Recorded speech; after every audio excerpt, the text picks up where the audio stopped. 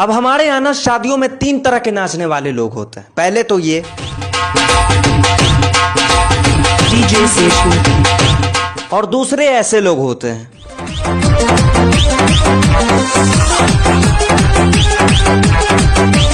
और तीसरे ऐसे लोग होते हैं जिनको देख के पता ही नहीं चलता कि ये शादी में आए या शमशान घाट के तांत्रिक के पास।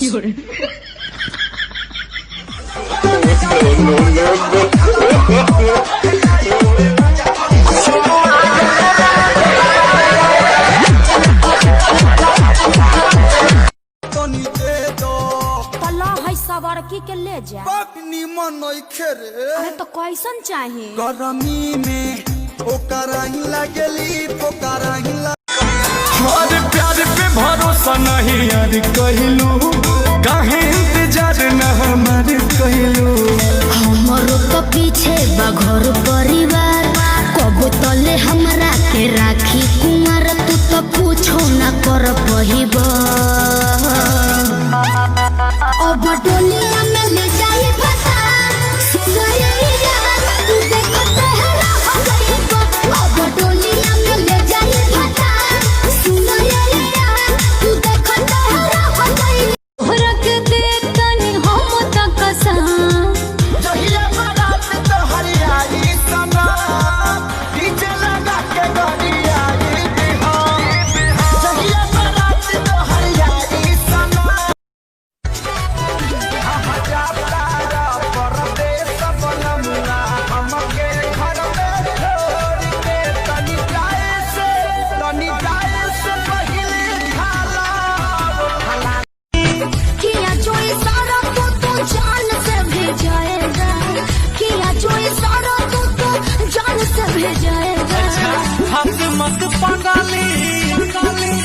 हंस मत के करा से का दो करवा वालू ह भौजी के करा से का दो करवा वालू ह भौजी गुबो गुबो धान रोपाला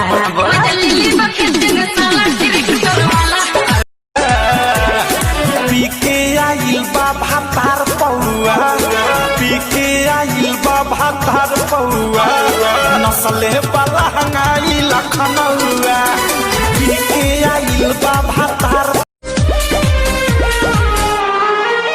चेहरे की चमक जब जाएगी तब याद तुझे मेरी आएगी।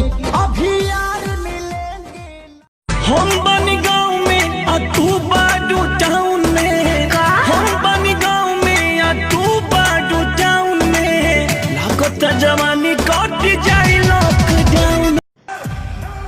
मैंने कहा मुझे छोड़ दे। नहीं छोड़ूंगा तो क्या कर लेगा?